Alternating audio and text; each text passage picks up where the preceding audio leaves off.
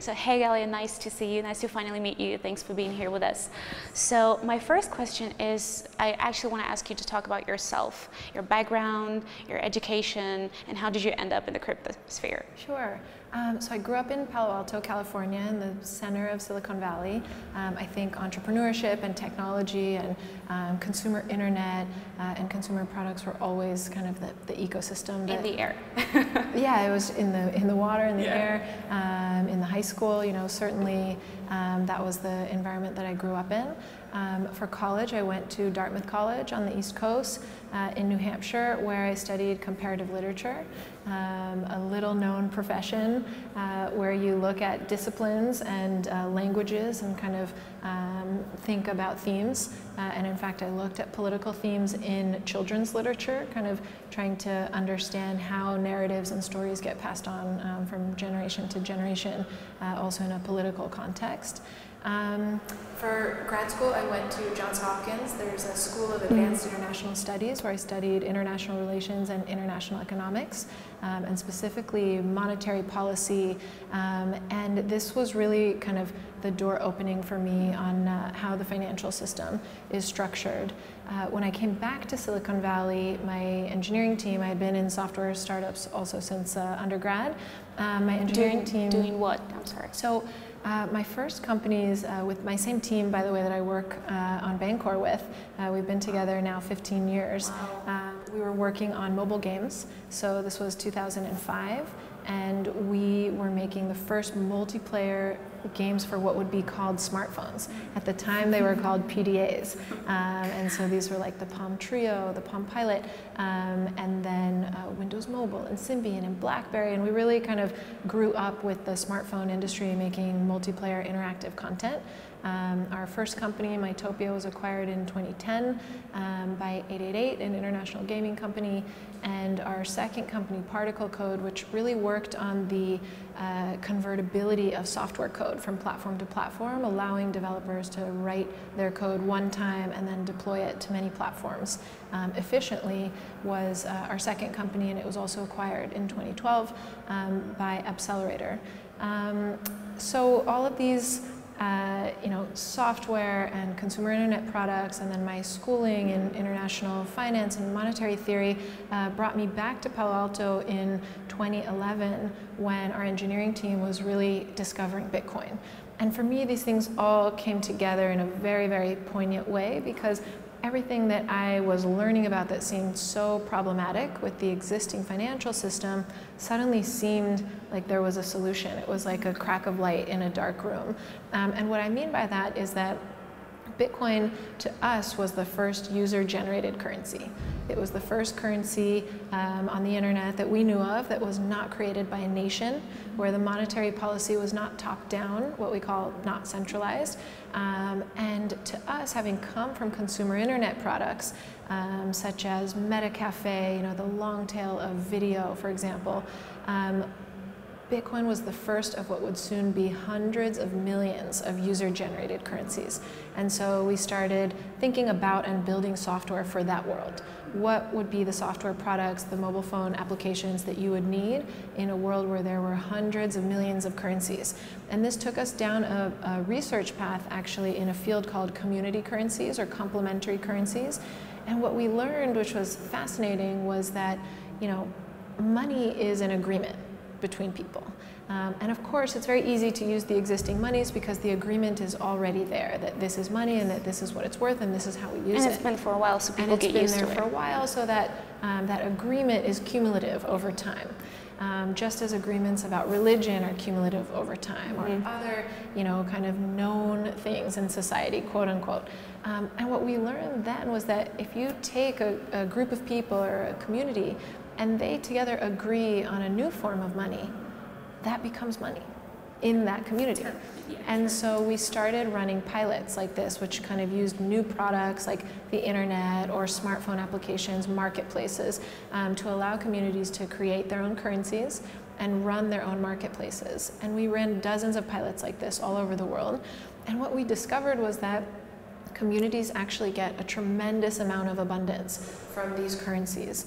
We ran a pilot called Hearts the heart market, where mothers in a given city earned hearts for joining the community, for bringing other mothers into the community, for helping at the school, all kinds of things that were valuable to their group. And then they could use the hearts to shop with the other moms. You know, you don't need those clothes anymore, you can make a birthday cake, all of these different goods and services.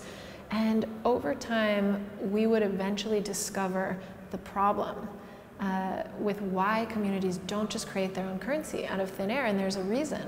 And the problem is liquidity.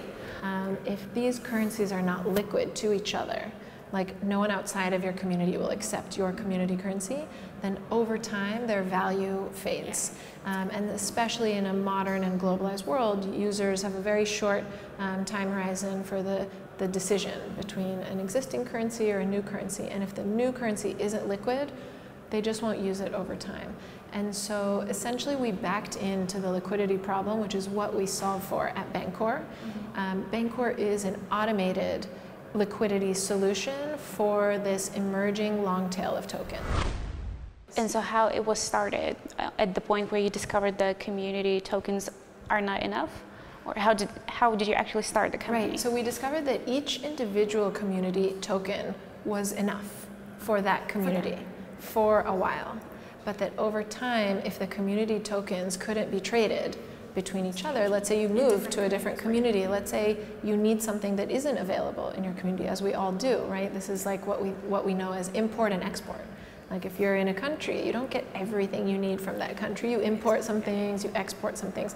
In order to do import and export, you need your currency to be accepted outside of your nation or your community. And this exchange of currencies between communities was highly, highly problematic. And in fact, today we still see so many of the problems in centralized exchanges, for example, and even in decentralized exchanges.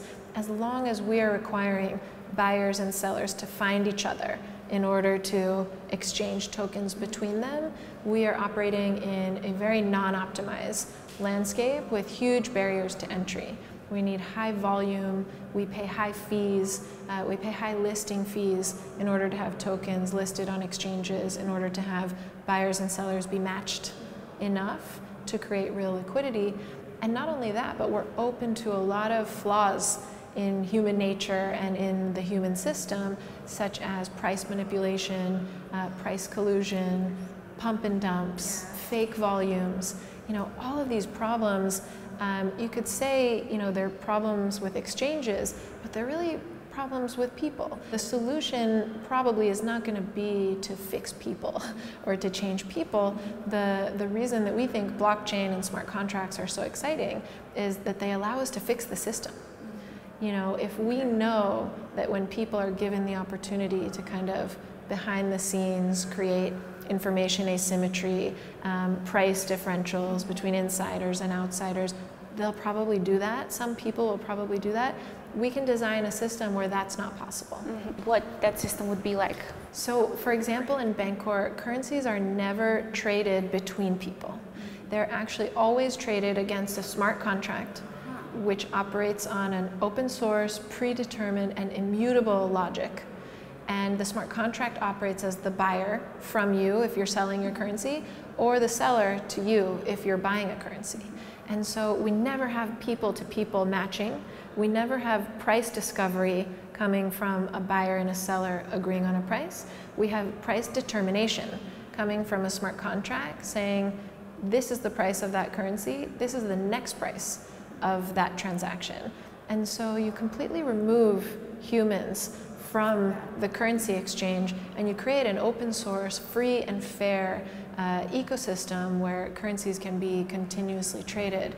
There's so many benefits to this, such as not paying those big fees to the middle, right? Traditionally, we pay market makers to provide the liquidity and provide the volume. But how does a decentralized crypto exchange make money then? So this is another beautiful thing about blockchain in general, about cryptocurrency, and about the Bancor network. Bancor is actually a not-for-profit foundation. So Bancor has no for-profit initiatives in the building of the network. that doesn't mean that there isn't profit to be made within the ecosystem. And the way that BNT, the Bancor network token, works is that the more tokens adopt the Bancor protocol and stake to the network for this automated liquidity, the more the value of the network increases, the more the value of the Bancor network token increases. And so the model is still to create value into the token, but it's through usage and adoption and not through revenue, not through fees. So Bancor never takes fees from users. It never needs to. It never wants to. In fact, what we want is a free system that anyone can use. The way that liquidity is provided to the network is that token creators, in fact, stake their tokens to the network. You can think of it like supplying a vending machine with inventory, so that then users can approach the machine and buy your token. Only in this vending machine, you can pay with any token and you can receive any token. And the vending machine will always display the Bancor protocol calculated price, which is an open source formula that everyone knows what it is. Everyone has the same information, and everything is open source. Your movement to the crypto industry seems to be very natural, right? So, and you were able to build up the company. What would you recommend for a person who would like to launch a company in the crypto space? They're looking into it and find it interesting. What are the first steps they need to do? So we always recommend to people to kind of educate yourself about what is really going on here. There's so much that we can get sidetracked in terms of prices, right, and kind of speculation and the markets. But what is really interesting about blockchain is the paradigm of decentralization. What does that mean to have decentralized systems? It means that you can create new consensus protocols among people. It means that abuses are more easily seen and then more easily dealt with. It means that distribution can be potentially more fair because it actually requires people to opt in to the method rather than be born in to an existing method. Blockchains are famous for their forkability, right? Users can kind of get up and literally vote with their feet or vote with their tokens, and that's a beautiful thing. It does create instability in some respects, but it also creates a massive amount of accountability for the project creators to create a dialogue with their community where either they're together agreeing on how they want to progress, or they're acknowledging that if they make certain decisions, their users will leave. Because they can leave. That is definitely not a business paradigm that we're familiar with from the existing ecosystem. It's so hard to leave Facebook. It's so hard. Almost impossible. It's almost impossible, and that is due to the centralized nature of the service. You don't own your data. In a decentralized service, you own the data that you bring to the network. That means you can take it with you when you leave. This is a completely different relationship between project creators and users. So we always encourage people to really kind of read up or ask questions and explore what is the fundamental thing that's going on here, because it applies to everything that we do on Earth. It applies to how the commons are governed. It applies to environmental issues. It applies to voting issues. It applies to business issues. And so once you understand kind of the change that's happening from a pyramid type structure that society is in today to a network type structure that decentralization takes us towards, then you can start asking, where do I want to be in this industry? You know, what kind of projects do I want to work on? Where do I fit in? So that's usually what we recommend. What about choosing the place where to build a company? Like, is it going to be Malta because it's very crypto friendly, or Tel Aviv, for instance, or Zug because it's a crypto valley? What about the place? How to choose it? I think folks should pick the place where they personally feel the most supported. These projects are so hard to build. Any business is hard to build. These businesses are on the front, kind of bleeding edge of technology, and so they tend to be even harder to build. There's so much more uncertainty. There's so much more things that are unknown, and so I would think, build your project where you have your support system, whether that's your friends, your family, whether that's regulation that makes an easier pathway. I think eventually most, if not all, jurisdictions will follow the best practices that emerge. I think it will be very hard for certain jurisdictions to stay behind as they see the abundance and the kind of energy that's created in ecosystems that are more friendly to innovation. So, you know, all else held equal, I think building where you feel strong, it sets you up for success. Okay. Are you a crypto trader yourself? I don't often trade cryptocurrency. I own a lot of cryptocurrency. I'm definitely a long-term believer in the market. In fact, that's our whole ethos.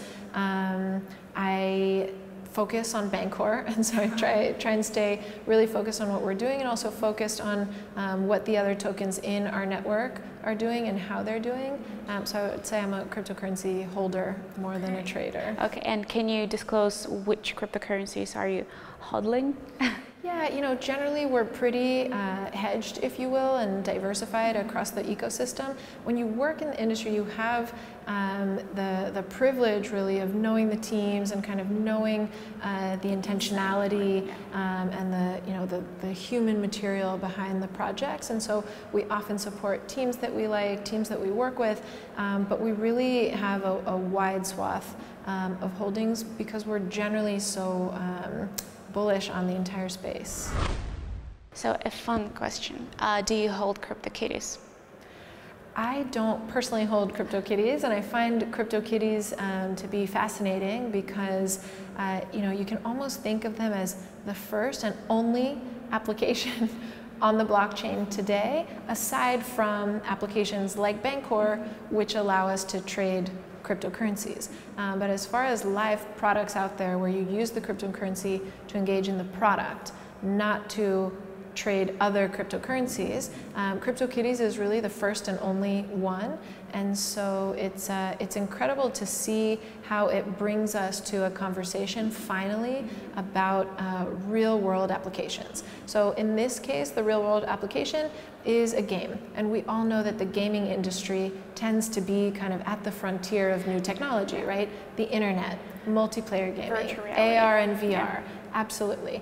And the applications, you know, from there go in all directions. So applications that we're really excited about at Bancor are community currencies. That's where we come from, and we know that community currencies solve real problems for real people in really challenged places. We just, in fact, opened an office in Kenya in partnership with a local NGO called Grassroots Economics, and they are bringing paper community currencies onto the blockchain and using Bancor protocol to allow these community currencies to be easily traded between them. Why Kenya?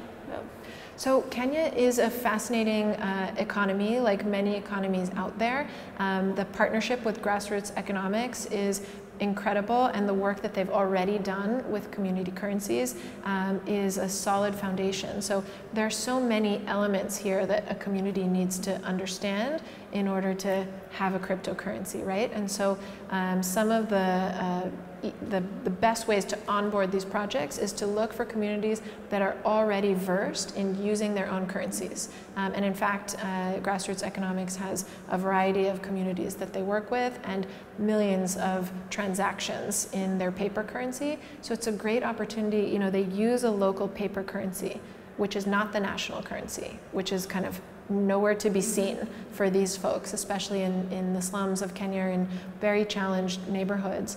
And on the other hand, they have smartphones with internet access. And so it really feels like the perfect time to start bringing these community currency initiatives, not only online, but on chain, to have transparent and efficient commerce. And do you have many users so far?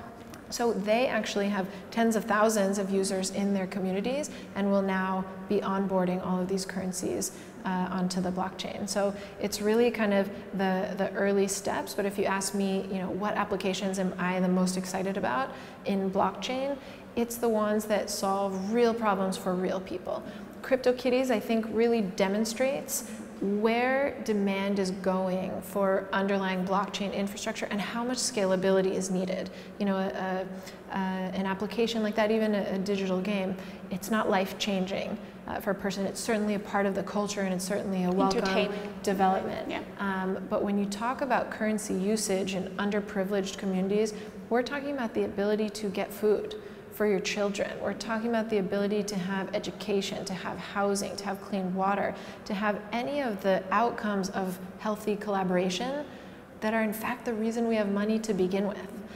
So when you ask me what I'm excited about, it's really these new uses for money that allow money to work for people rather than people working for money. I guess it's an obvious question since there are two females.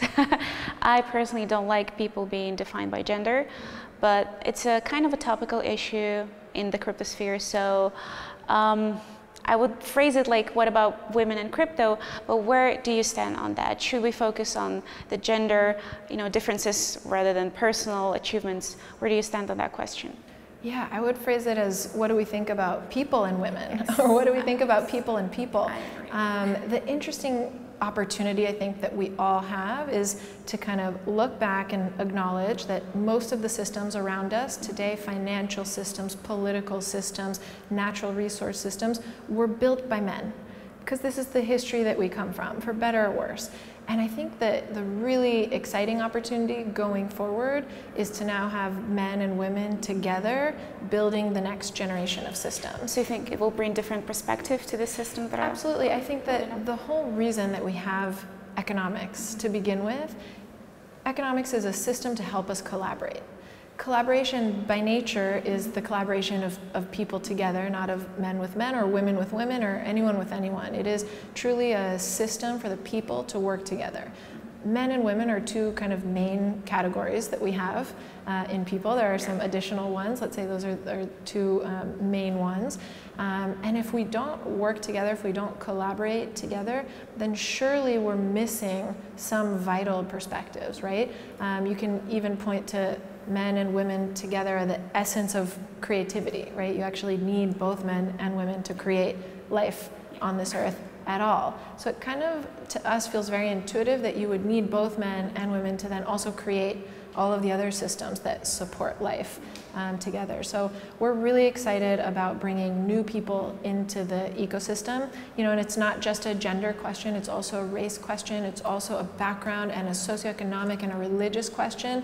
I think for every kind of perspective that's not represented at the table is a problem, waiting to hopefully be solved.